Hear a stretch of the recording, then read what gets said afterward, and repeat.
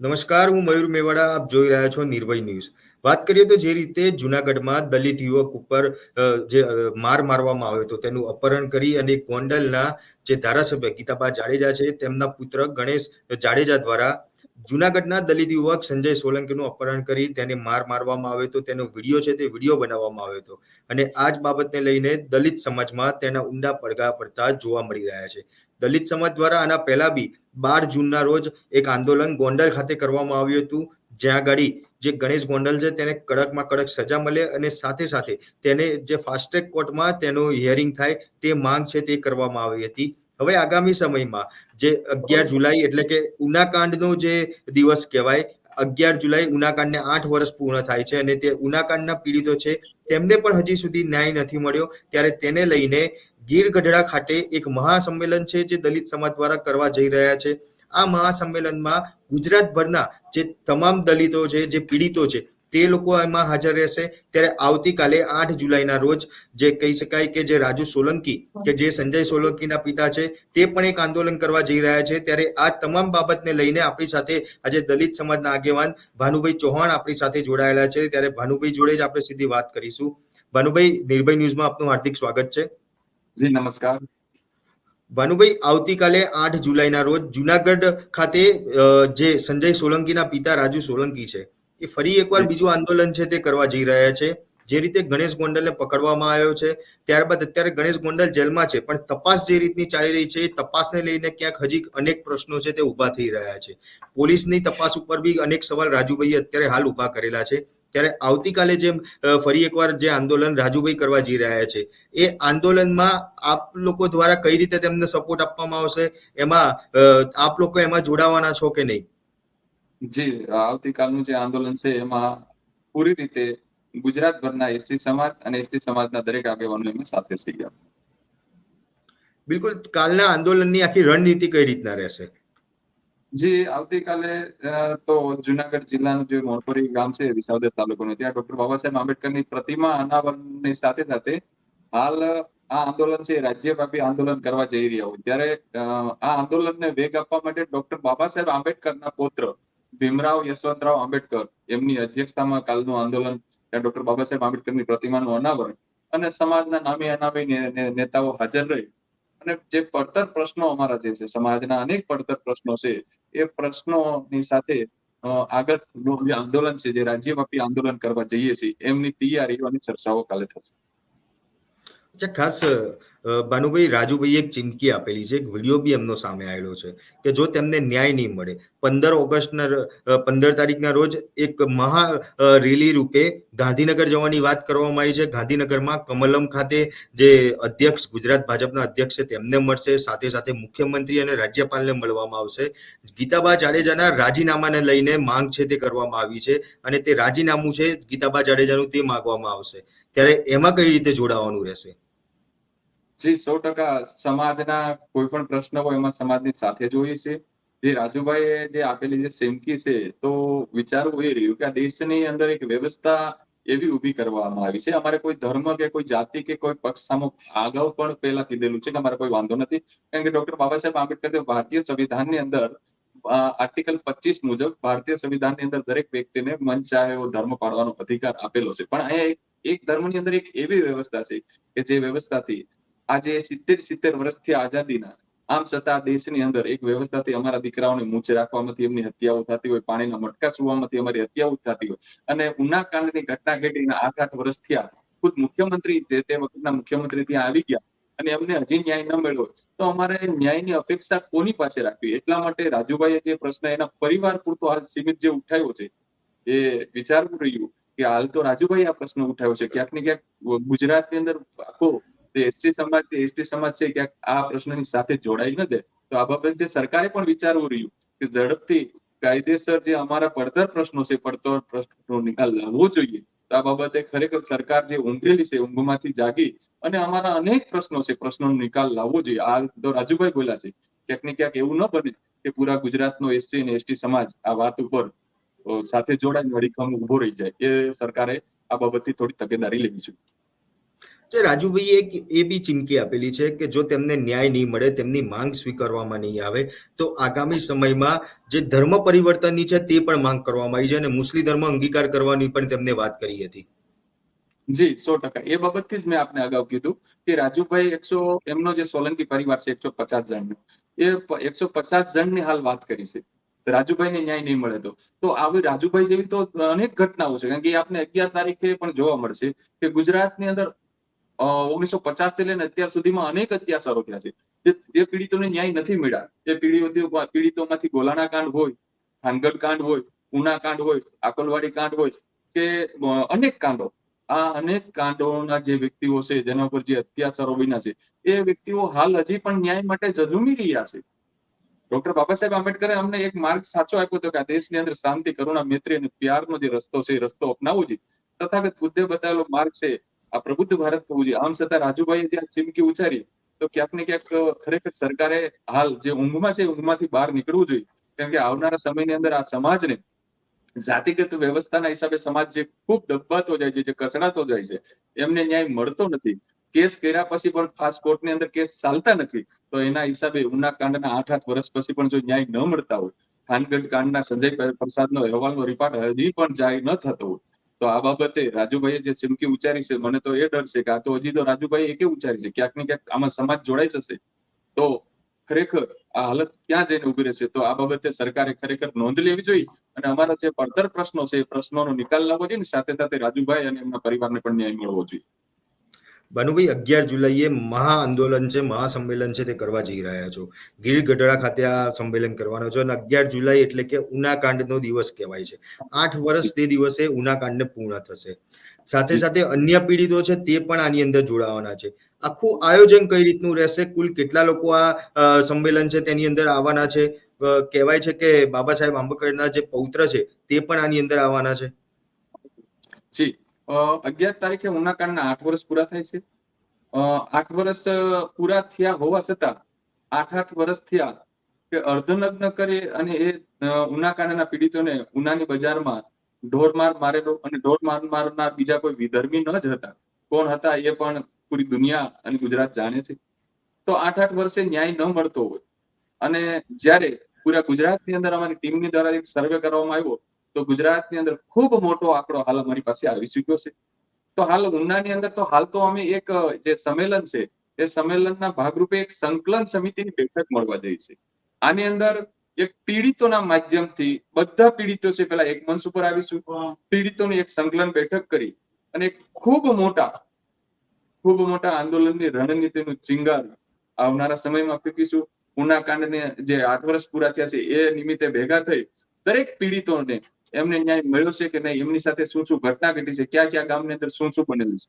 હાલ અમે જે ગૂગલ ફોર્મ બહાર પાડ્યું છે એમાં અમારી પાસે અનેક પ્રકારના જે માહિતીઓ આવી છે. ત્યાં સુધીનું કહું કે એવા ફોર્મ પણ અમારી પાસે આવ્યા કે આખા ગામ સળગાવી દીધેલા છે અને એ ગામો આજે 30 વર્ષથી એ ગામો છે વેર વિખેર થઈ ગયા. આવી ઘટનાઓ પણ અમારી સામે આવી. તો મતલબ એ જ નક્કી થાય છે કે જે રાજુભાઈએ જે પ્રશ્ન ઉઠાવ્યો એના ઉપર થોડું અમારે પણ તર્ક કરવાનું જોઈએ, સરકારને પણ તર્ક કરવું જોઈએ કે આઝાદીના 70 વર્ષથી પણ આ દેશની અંદર જેમને હિન્દુ ગણવામાં આવે છે અને એક બાજુ હિન્દુ ગણતા નથી, એવી જ રીતે આ અહીંયાનો એસસી સમાજ કે એસટી સમાજ એ સુરક્ષિત નથી. એ આ વાત પરથી સાબિત થાય છે કે આઝાદીના 70 વર્ષ પછી પણ આટલી ઘટનાઓ અને એમને ન્યાય નથી મળતો. પાણીના મટકા સુવામાંથી હત્યા હોય, મૂંછ રાખવામાંથી હત્યા હોય. અરે ત્યાં સુધીની વાત કરું કે જે એક માણસ બોર્ડર ઉપર સુરક્ષા કરતો હોય બનાસકાંઠાના, અને એ મિલિટરી મેનના પોતાના લગ્નમાં એને ઘોડી ઉપર ચડવામાંથી તો એને ઉતારી મારતા હોય, કડી પહેરવામાંથી મારતા હોય, મેરગામની અંદર રામજી મંદિરમાંથી જવામાંથી મારતા હોય, તો આનાથી શરમજનક ઘટના કઈ હોય? તો અમારી સુરક્ષા માટે હાલ તો અમને સુરક્ષા કોણ આપશે? કારણ કે અમને કોઈ સુરક્ષા આપતું જ નથી. આ બાબતથી સાબિત થાય છે ભારતીય સંવિધાન આ દેશની અંદર સંપૂર્ણ રીતે લાગુ જ નથી થયું. એ પણ હાલ અહીંયા પૂરો દેશ જાણી રહ્યો છે. તો એ બાબતથી રાજુભાઈએ જે પ્રશ્ન ઉઠાવ્યો છે એ બાબતથી ખરેખર સરકારે ખૂબ નોંધ લેવી જોઈએ. ક્યાંક ને ક્યાંક રાજુભાઈ સાથે આખો સમાજ, એસસી એસટી સમાજ ભળી જશે તો આવનારા સમયની અંદર આ બાબતે આ દેશના અંદર એક ગંભીર મુદ્દો આ બની શકે છે. અચ્છા, આવતીકાલના આંદોલનમાં એસસી એસટી સમાજના, દલિત સમાજના લોકો જોડાવાના? જી 100%. આવતીકાલે જે આંદોલન છે, આંદોલનમાં એસસી એસટી સમાજના દરેક આગેવાનો જોડાશે અને આવતીકાલનો કાર્યક્રમ છે એ પણ ખૂબ ભવ્ય સફળતા સાથે અને અમારા પડતર પ્રશ્નો જે કાંઈ છે એ પ્રશ્નોના નિરાકરણ કેવી રીતે આવે એ બાબતથી આવતીકાલનું આંદોલન છે ત્યાંથી એક નવી રણનીતિ તૈયાર થઈ અને ત્યાર પછી 11 તારીખનો જે કાર્યક્રમ છે ત્યાં જઈ અને ત્યાર પછી ગાંધીનગર જે અમારી જે વાત છે કે ગાંધીનગર પ્રતિનિધિ મંડળ સાથે, સરકારના પ્રતિનિધિ મંડળ સાથે અમારી પડતર પ્રશ્નોની માંગણી છે એ મુદ્દાઓ મૂકીશું અને એ મુદ્દાઓનો સ્વીકારવામાં નહીં આવે તો આગળની અમારી રણનીતિ છે ગાંધીનગર જે રાજુભાઈએ જે પોલ આપેલો છે પોલ પ્રમાણે મોટી તાદાદની અંદર હાલ રાજ્યવ્યાપી આંદોલનની તૈયારીઓ પણ અમે કરીશું. જે ભાનુભાઈ જે પડતર પ્રશ્નો છે, કયા કયા પ્રશ્નોને લઈને આવતીકાલે ચર્ચા કરવામાં આવશે, આંદોલનની અંદર વાત કરવામાં આવશે? જો હાલ અત્યારે ગૂગલ ફોર્મની જે લિંક જાહેર કરી, સમાજના અનેક વ્યક્તિઓના જે નંબરો જાહેર કર્યા પછી ખ્યાલ આવી ગયો કે પડતર પ્રશ્નો તો એટલા છે કે અમારી પાસે એમ કહેવાય કે કોથળા ભરાય એટલા પ્રશ્નો છે. એમાંથી જો ખાસ કરીને મુખ્ય પ્રશ્નો ઉપર જ જાઉં તો મેં અગાઉ પણ આપણી ડિબેટમાં વાત કરેલી છે કે અમે કોઈ સમાજના વિરોધી નથી, પણ એકને ગોળ અને એકને ખોળની નીતિ જે હાલ સરકાર ચલાવી રહી છે. પાટીદાર અનામત આંદોલન પછીના જે કોઈ પણ કેસ થયા હતા એ દરેક કેસો જો પાછા ખેંચાઈ શકતા હોય તો ઉનાકાંડ પછી, ભીમા કોરેગાંવ પછી કે એસસી એસટી એક્ટની જે ભારત બંધના એલાન પછી ગુજરાત અને ભારતની અંદર અનેક પ્રકારની ઘટનાઓ ઘટી. એમાં ગુજરાતની અંદર અમારા સમાજ ઉપર ખોટા જે કેસો થયા છે એ ખોટા કેસો પાછા ખેંચાય. આવી જ રીતે હાલ અમારા અનેક વ્યક્તિઓ જે હજી આ ઉનાકાંડ પછી અમુક જેલમાં જે છે એ વ્યક્તિઓના કેસો પણ પાછા ખેંચાય. આવા અનેક પડતર પ્રશ્નો, થાનગઢના સંજય પ્રસાદનો જે અહેવાલનો રિપોર્ટ છે એ જારી થાય, ઉનાકાંડની અંદર આપેલા જે વસનો છે એ વસનો પાળવામાં આવે. ભાનુભાઈ વણકર જે સમાજ માટે શહીદ થયા એમને પણ અનેક પ્રકારના જે વસનો આપેલા હતા. એ અનેક જે વાત છે એવા અનેક પ્રશ્નો છે એ પ્રશ્નોને લઈ અને અમારું પ્રતિનિધિ મંડળ છે એ ગાંધીનગર જશું અને અમારા પ્રશ્નો છે એ મૂકશું. અમારા પ્રશ્નો છે એનો હલ થાય તો સારી બાબત છે, નહીં થાય તો આવનારા સમયની અંદર એક ખૂબ મોટું રણનીતિ સાથે આંદોલનની તૈયારી કરીશું. ભાનુભાઈ, છેલ્લા ઘણા સમયથી કહેવાય કે જે આંદોલન છે, કહી શકાય 1-1.5 મહિનો જેટલો સમય થઈ ગયો છે કે જે આંદોલન ચાલી રહ્યો છે. આંદોલનની શરૂઆત ભલે ગણેશ ગોંડલના બાદ કરવામાં આવ્યું છે, પરંતુ આ બાબતને લઈને જે આંદોલન 12 જૂનના રોજ બી કરવામાં આવ્યું અને આગામી સમયમાં 11 જુલાઈએ કરવાના છો, તો એને લઈને સરકાર દ્વારા કે સરકારનું કોઈ મંત્રી દ્વારા કોઈ સંપર્ક કરવામાં આવ્યો છે ખરી? જી હાલ જ્યારે 12 તારીખ પછી અમે જ્યારે કોલ આપ્યો કે ગાંધીનગર છે વિધાનસભાની આજુબાજુમાં ઘેરાવ કરશું, ત્યાર પછી સરકાર તરફથી વાર્તાલાપ રાજુભાઈ અને અમારી ટીમ સાથે થઈ છે કે તમે આવો, તમારા 10 પ્રતિનિધિઓ સાથે અમે તમારી સાથે બેઠક કરવા માટે તૈયાર છીએ. હાલે હું કોઈ સરકાર તરફથી જે કોઈ નેતા છે એમનું નામ નહીં આપું, પણ હાલ અમારી સાથે વાર્તાલાપ કરવા માટે તૈયાર છે.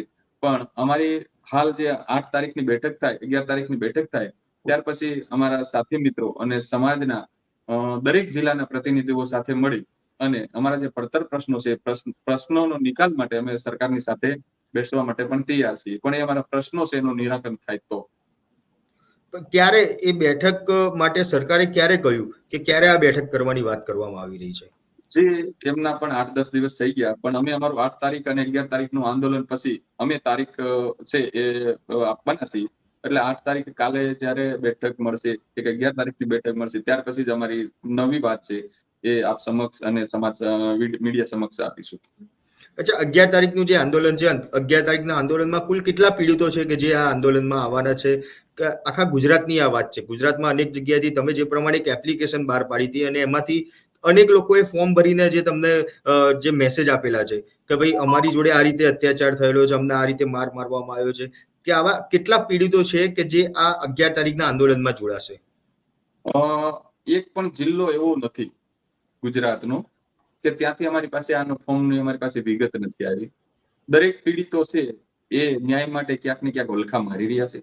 એ પીડિતો હાલ આવી રહ્યા છે અને ત્યાર પછી ઉનામાં કાલે અમે જ્યારે ગીરગઢડા 11 તારીખે મળી, માનો કે 50, 100, 200, 500 પીડિતો ભેગા થઈએ કે 1000 પીડિતો ભેગા થઈ, એ પીડિતોના માધ્યમથી બીજા જેટલા પીડિતો છે એ પીડિતોનો સંપર્ક કરીશું. હજી અમારું 11 તારીખ પછી એક નવો કોલ, એ 11 તારીખે જ અમે ત્યાંથી ગીરગઢડા ડોક્ટર બાબા સાહેબ આંબેડકરની પ્રતિમા છે ત્યાંથી એ કોલ જાહેર કરીશું. બાકી ગુજરાતની અંદર ખૂબ મોટો આંકડો, જે અનગિનિત આંકડો છે એવો આંકડો પીડિતોનો એકઠો થવા જઈ રહ્યો છે. અને જે કહેવાય કે ગુજરાતની અસ્મિતા માટે એક શરમજનક કહેવાય એવો મોટો આંકડો હાલ અમે બહાર પાડવા જઈએ છીએ, કારણ કે એને એ કોઈ અમે નહીં, આરટીઆઈ ના આંકડા સાથે સાથે પીડિતો ઉપર થયેલા અત્યાચારના અમારી પાસે આવેલી યાદીઓ ખૂબ મોટો આંકડો છે કે ગુજરાતની અંદર આટલી ઘટનાઓ ઘટી છે. ઉનાકાંડ તો ઠીક છે, પણ એનાથી મોટા કાંડો પણ બનેલા છે. એ પીડિતો પણ ત્યાં એ દિવસે આવી રહ્યા છે. અચ્છા, ગઈકાલે ભાનુભાઈ ઉનાકાંડના એક પીડિત સાથે વાત થઈ હતી. નિર્ભય ન્યૂઝની ટીમે તેની સાથે વાત કરી હતી. ત્યારે તેની એવી માંગ કરવામાં આવી હતી કે અમારી ગણતરી આ સરકાર કે આ રાજ્યની અંદર ક્યાંય કરવામાં નથી આવતી.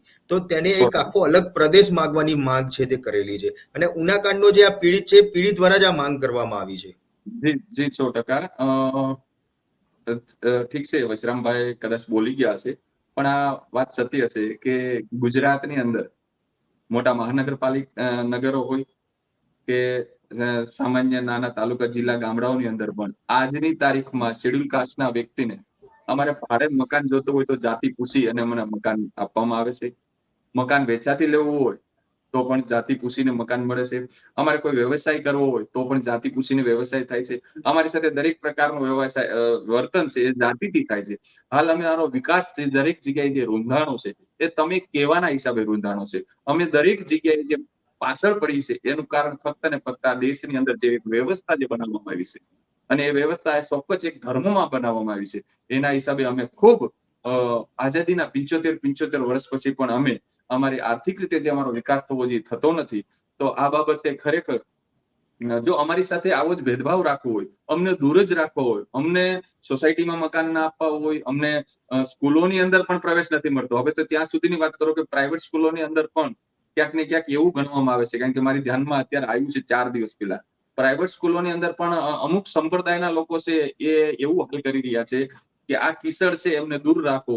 ત્યાં ફરજિયાત એમના જ જે માન્યતાઓ છે એ તિલક ટપકા અને સાથે સાથે અમુક એમના જે સંપ્રદાયના જે કોઈ એમના ઈષ્ટદેવ છે એમનું નામ લે એ જ વ્યક્તિઓને પ્રવેશ આપવામાં આવે છે. આ સમાજને પ્રવેશ નહીં આપવો. આવી પ્રવૃત્તિઓ જે થઈ રહી છે, તો મને એવું લાગી રહ્યું છે કે વિશ્રામભાઈ છે એ એકનો નહીં પણ અમારા એસસી એસટી સમાજના પૂરાનો આ રોષ છે કે ખરેખર જો તમે અમને સ્વીકારવા જ ન માંગતા હોય તો અમને અમારું અલગ રાજ્ય આપી દેવું જોઈએ, જેથી કરીને અમે અમારા હિસાબથી જીવીએ. કારણ કે તમે અમને સ્વીકારવા જ અમને ઇન્સાન તરીકે તમે સ્વીકારવા નથી માંગતા. સાથે સાથે તમે એક બાજુ અમને મત તાણ્યો. જ્યારે ઇલેક્શન આવે ત્યારે અમે તમારા હિન્દુ ભાઈ છીએ, અને જેવું ઇલેક્શન પતી જાય એટલે અમે હિન્દુ નથી. અમે તો એક કહેવાય ને કે ઢોર ગવાર પચ્છું કરતા પણ એક અમારે યારે ખરાબ વર્તન જે થઈ રહ્યું છે એના હિસાબે ક્યાંક ને ક્યાંક આ રસ્તો પણ અમે અપનાવવા માટે જશું. જે ધર્મ પરિવર્તનની વાત તો ઠીક છે, એ તો છે જ, પણ સાથે સાથે જે આ મુદ્દો છે, હાલ અમારા ભાઈ આદિવાસી ભાઈઓ જે અમારો નાનો ભાઈ છે એમણે તો ભીલ પ્રદેશની માંગણી કરી છે, પણ ના છૂટકે અમે પણ આવી રણનીતિઓ તૈયાર કરી રહ્યા છીએ કે ખરેખર અમારે પણ આવનારા સમયમાં અમારી સુરક્ષા માટે, કારણ કે અમને ક્યાંય ગણતા જ નથી તો અમને અમારું અલગ રાજ્ય આપી જ દેવું જોઈએ. તો એ વાત બરોબર છે. અમે અમારા અલગ રાજ્યની માંગણી માટે પણ આવનારી તૈયારીઓ કરી રહ્યા છીએ કે જેથી કરીને અમારી સાથે જે ભેદભાવો થાય છે અને એ લોકોને પણ અમે નડીએ નહીં ને, કારણ કે અમારી સાથે એ લોકોને ફાવતું જ નથી. ભાઈ એક ઘરમાં બાપ દીકરાને પણ ના ફાવતું હોય તો અલગ થઈ જતા હોય, તો અમારી સાથે ફાવતું જ નથી તો અમે અમારી રીતે અલગ અમને આપી દો એટલે અમે કોઈને નડીએ નહીં. એ તો એ વાત વિશ્રામભાઈની બરાબર છે. એ બાબતથી અમે સહમત છીએ. ભાનુભાઈ, ગઈકાલે રાહુલ ગાંધી છે કે જે અમદાવાદ આવ્યા હતા. અમદાવાદ આવ્યા બાદ અનેક પીડિતો છે તેમને મળ્યા હતા. ચાહે ઉનાકાંડના પીડિતો હોય કે બરોડા હરણી બોટકાંડના પીડિતો હોય, તમામ પીડિતોને મળ્યા હતા. અને તેમને આ પીડિતોને મળ્યા બાદ એમને આશ્વાસન પણ આપેલું છે કે તેમનો જે આ મુદ્દો છે, તેમની ઉપર થયેલા જે અત્યાચાર કે અત્યાર સુધીમાં જે ઘટનાઓ બની છે એ ઘટનાઓમાં એમના વાલ સોયા છે, તેમને ખોયા છે, એ તમામ મુદ્દાઓને લઈને સંસદમાં તેનો અવાજ છે તે ઉઠાવશે. કેટલો ભરોસો છે કે ખરેખર તે આ બાબતે તમને ન્યાય મળશે, રાહુલ ગાંધી અવાજ ઉપાડશે, કેટલો ભરોસો છે? સારી બાબત કહેવાય કદાચ સંસદમાં પ્રશ્ન ઉઠાવે તો, પણ આઝાદીના 75 વર્ષથી અમારા ઉપર અત્યાચાર થાય છે. પહેલા સરકાર એમની જ હતી, અત્યારે પરિવર્તન થાય છે. ક્યાંક બંને ભાઈઓ જ છે. કદાચ રાહુલ ગાંધી આ પ્રશ્ન ઉઠાવે તો અમારી બાબતથી સારું, આ બાબતથી હું એમને અભિનંદન પાઠવું છું. પણ આઝાદી મળી ત્યારથી એક પછી એક ક્યારેક તારો વારો ક્યારેક મારો વારો, આવી રીતે ક્યાંય આજથી સુધી આ દેશના મૂળ માલિકોની સત્તા નથી. સત્તા ઉપર જે બેઠેલા જે વ્યક્તિઓ છે એ કોણ છે એ ભારત દેશના દરેક નાગરિકો જાણી રહ્યા છે. એટલે રાહુલ ગાંધીએ કદાચ અમારો પ્રશ્ન ઉઠ્યો અને ન્યાય મળે તો સારી બાબત છે. બાકી અગાઉ પણ સરકારો એમની જ હતી. જે આઝાદીના 75 વર્ષ થયા તો 75 વર્ષ પછી સૌ પ્રથમ સરકાર એમની જ ચાલુ થઈ હતી. ત્યાંથી લઈને અત્યાર સુધીમાં અન્યાયો થયા છે. અત્યાચારો અત્યાર સુધીમાં છે. ગોલાણા કાંડની ઘટના ઘટી તો ગોલાણા કાંડ બન્યો ત્યારે સરકાર કોની હતી? બરાબર છે. એટલે દરેક ઘટનાઓ ક્યાંક ને ક્યાંક ગમે ત્યાં બને. રાજસ્થાનમાં જે ઘટના ઘટી, પાણીનું મટકું સુવામાંથી જે અમારા દીકરાને મારી નાખવામાં આવ્યો, ત્યારે રાજસ્થાનમાં કોંગ્રેસની સરકાર હતી. એટલે અમારે કોઈની પાસે આશા અપેક્ષા નથી, કારણ કે સરકારો છે એ બદલતી રહી છે, પણ જ્યાં સુધી વ્યવસ્થામાં બદલાવ નહીં આવે, સિસ્ટમમાં બદલાવ નહીં આવે, એકને ઊંચો એકને નીચાની જે વ્યવસ્થા છે એ વ્યવસ્થામાં સુધારો થાય તો જ અમારી સાથે માનવતાભર્યો વ્યવહાર થાય. અમારી સાથે પશુ કરતા પણ ખરાબ અમારી સાથે વ્યવહાર થાય છે. અમે અમારા ધંધામાં, અમારા વિકાસમાં અમારે આગળ જવું છે, અમારે તમારી સાથે હરોળમાં દોડવું છે, પણ અમને દોડવામાં ક્યાંક ને ક્યાંક અમારા પગ જો કોઈ ખેંચતું હોય તો આ વ્યવસ્થા છે. અને જે વ્યવસ્થામાં જે તમે કેવા એ અમને રાત દિવસ એક અંદર દર્દ થાય છે, સુવા નથી દેતું. આ અમને ખૂબ નડી રહ્યું છે. તો રાહુલ ગાંધીને અભિનંદન પાઠવીશ, કાલે બધા દરેક પીડિતોને મળી જાય અને મજબૂત વિપક્ષ છે તો એ અવાજ ઉઠાવે તો સારી બાબત કહેવાય. પણ મેં તો કીધું એમ કે બધા એકના એક જ છે, કારણ કે ઘટના દરેક સમયે બનેલી છે. ભાનુભાઈ, 11 તારીખે જે આંદોલન કરવામાં આવશે તેની અંદર જે માંગ કરવામાં આવશે, સાથે સાથે જે હાલના ગોંડલના ધારાસભ્ય છે ગીતાબા જાડેજા, તેમના રાજીનામાની પણ માંગ કરવાની વાત કરવામાં આવી છે. પણ જો સરકાર આ તમામ માંગો સ્વીકારશે નહીં તો આગામી સમયમાં આંદોલન કઈ દિશામાં જશે? હવે રાજ્યવ્યાપી આંદોલન થશે. જે વિચાર્યું પણ નહીં હોય એ રીતની આંદોલનની તૈયારીઓ કરી રહ્યા છે. સૌપ્રથમ ઉનાકાંડના જે દરેક પીડિતો છે એ પીડિતોને એકઠા કરવાનો પ્રથમ વિડીયો જ અમારા દ્વારા વાયરલ થયો હતો. દરેક પીડિતોને હાલ એકઠા કરી રહ્યા છે. અંડરગ્રાઉન્ડ અમારું કામ ચાલુ છે અને ખૂબ ઝીણવટભરી તપાસથી જેટલા પીડિતોને ન્યાય નથી મળ્યો એ પીડિતોને એકઠા કરી અને પીડિતોના માધ્યમથી જ ગાંધીનગર ઘેરાવનો ઓલ આપીશું અને સાથે સાથે રાજ્યવ્યાપીની સાથે રાષ્ટ્રવ્યાપી આંદોલન પણ ચાલુ થશે. જો અમારી માંગણીઓ નહીં સ્વીકારાય, અમારા પડતર પ્રશ્નોનો ઉકેલ નહીં થાય અને આ જાતિગત વ્યવસ્થા છે એ વ્યવસ્થામાં બદલાવ નહીં થાય તો ખૂબ મોટું આંદોલન થશે. ભાનુભાઈ, અત્યાર સુધીમાં જોવામાં આવેલું છે કે જ્યારે ગાંધીનગર કોલ કોઈ પણ આંદોલનની અંદર આપવામાં આવ્યો હોય, જ્યારે ગાંધીનગર જવાની વાત કરવામાં આવી હોય, પરંતુ ક્યાંક પોલીસ તંત્રને આગળ કરી દેવામાં આવે છે અને ત્યાં સુધી ગાંધીનગર સુધી કોઈ પણ આંદોલનકારીને પહોંચવા દેવામાં નથી આવતા. તો તમને લાગે છે કે તમને લોકોને પણ ગાંધીનગર પહોંચવા દેવામાં આવશે? 100% પોલીસ છે એ તો ક્યાંક ને ક્યાંક એમને આગળ કરવામાં દર વખતે સત્તાધારી પક્ષો છે એ પોલીસને આગળ કરી દેતી હોય છે. ઘર્ષણ દરેક વખતે પોલીસ અને આંદોલનકારીઓની વચ્ચે જ હોય છે. પણ અમે આંદોલન એવી રીતે તૈયારીઓ સાથે આવીશું કે કેટલી જગ્યાઓ છે, કારણ કે પીડિતો દરેક વિસ્તારની અંદર છે. 33 જિલ્લામાં છે. ગાંધીનગરની ફરતી બોર્ડર પરથી ચારે બાજુથી જ્યારે પીડિતો ન્યાય માંગવા આવશે અને ક્યાંક ને ક્યાંક પોલીસો છે ને, પોલીસ ડિપાર્ટમેન્ટની અંદર એમના પરિવારો પણ પીડિત છે. આવા પણ અમારી પાસે રિપોર્ટ છે. પોલીસ છે એમની સાથે પણ શું ભેદભાવો થયા છે, એમની સાથે પણ શું વ્યવહારો થયા છે, એવી યાદીઓ પણ તૈયાર થઈ છે. એ આવનારો સમય બતાવશે. અમારું એ આંદોલન છે એ આંદોલન ખાસ કરીને કાયદો અને વ્યવસ્થા અને સિસ્ટમની સાથે અમે આંદોલન કરવાના છીએ. હા, ઘર્ષણ થાય કે કાયદો તૂટે એવું આંદોલન નહીં હોય. અમારું આંદોલન છે એ કાયદાને ધ્યાનમાં રાખી અને ગુજરાતની અસ્મિતા અને દેશની અસ્મિતા ન ડોળાય એવી રીતે અમે આંદોલન કરવાના છીએ. ભાનુભાઈ, ખાસ જે પ્રમાણે રાજ્ય સરકાર જોડે જે માંગ કરવામાં આવી રહી છે, જો રાજ્ય સરકાર થકી આ માંગો પૂરી કરવામાં નહીં આવે, સ્વીકારવામાં નહીં આવે તો દિલ્હી સુધી જવામાં આવશે? જી, 100%.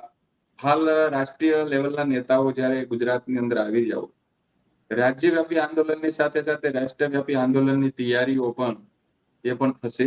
અને આ પ્રશ્ન મેં કીધું, આ તો હાલ ગુજરાતથી શરૂઆત થઈ છે અને આપ જાણો છો કે કોઈ પણ વસ્તુ છે આંદોલનની શરૂઆત આ ગુજરાત છે એ લોકો માટે પ્રયોગશાળા છે.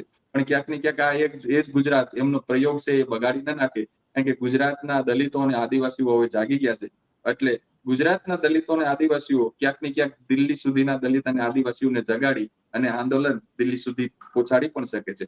જંતર મંતર સુધી પણ પહોંચી શકે છે, કારણ કે હવે આંદોલનની અંદર અમે કોંગ્રેસ, ભાજપ, આપ, બસપા કે આરપીઆઈ બધું છોડી ફક્ત ને ફક્ત પીડિતો અને સમાજ બની અને ભેગા થવાના છે. આ આંદોલનની અંદર અમે કોઈ પક્ષાપક્ષી કરવાના નથી. અમે ફક્ત ને ફક્ત સમાજના દરેક લીડરો, પીડિતો એ જ એકઠા થવાના છે.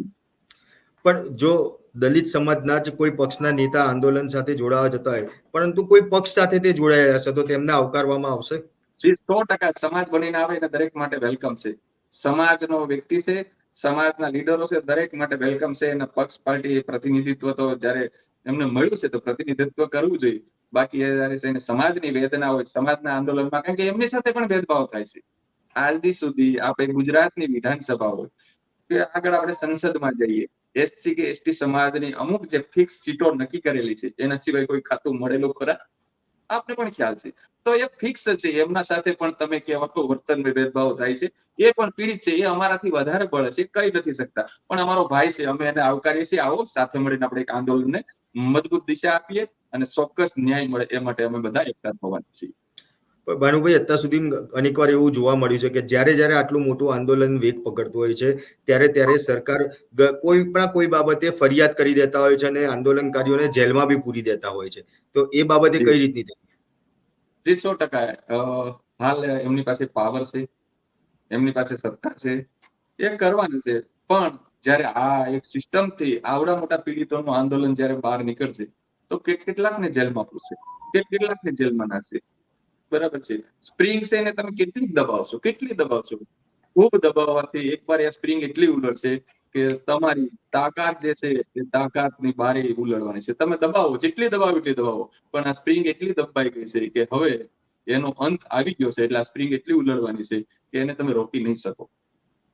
તો બિલકુલ આ હતા ભાનુભાઈ ચૌહાણ, કે જેમનું કહેવું છે કે આવતીકાલે જે આંદોલન થવાનું છે તેની અંદર તો દલિત સમાજ ચોક્કસથી જોડાવાનો છે. સાથે સાથે જે 11 જુલાઈએ કે જે મહાસંમેલન કરવા જઈ રહ્યા છે, ઉનાકાંડના જે 8 વર્ષ પૂરા થાય છે તે દિવસે રાજ્યભરમાંથી અત્યાર સુધીમાં જેટલા બી દલિત સમાજ ઉપર અત્યાચાર થયા છે અને તેના જે પીડિતો છે તે તમામ પીડિતો એક સ્ટેજ ઉપર ભેગા થશે અને રાજ્ય સરકાર સાથે જે તેમની માંગો છે તે માંગો પણ છે તે મૂકવામાં આવશે. અને જો તે માંગ સ્વીકારવામાં નહીં આવે તો આગામી સમયમાં દિલ્હી જંતર મંતર સુધી જવાની પણ જે તૈયારીઓ છે તે દલિત સમાજ દ્વારા કરી દેવામાં આવી છે. એટલે કે કહેવાય કે જે અત્યારે રાજ્યવ્યાપી આંદોલનની જે વાત કરવામાં આવે છે તે આંદોલન ધીમે ધીમે રાષ્ટ્રવ્યાપી આંદોલન થશે. તો એમાં બી કોઈ નવાઈ નહીં રહે. પરંતુ એ વાત ચોક્કસ છે કે જ્યારે કોઈ પણ દલિત સમાજ ઉપર અત્યાચાર થયો છે, સરકાર કોઈ પણ હોય, પરંતુ આ સમાજ સાથે હંમેશા ભેદભાવ કરવામાં આવ્યો છે અને તેમને જે ન્યાય જોઈતો હોય છે તે ન્યાય હજી સુધી નથી મળ્યો. અને હવે તેના માટે જ થઈને આજે દલિત સમાજ છે તે હવે એક થયો છે અને તે પોતાને ન્યાય મળે અને તેમની સાથે થતા જે અત્યાચાર છે તે રોકાય અને તેમને ન્યાય મળે, તેના માટે જ થઈને એક મોટું આંદોલન છે તે હવે છેડાઈ રહ્યું છે. આપ શું માની રહ્યા છો કે જે પ્રમાણે અત્યારે દલિત સમાજ ઉપર જે અત્યાચાર થઈ રહ્યા છે અને જે માંગ કરી રહ્યા છે તે માંગને લઈને આપ શું કહેશો તે કોમેન્ટ બોક્સમાં જરૂરથી જણાવજો અને અમારી નિર્ભય ન્યૂઝ ચેનલને લાઇક, શેર અને સબસ્ક્રાઇબ કરવાનું ભૂલશો નહીં. આભાર.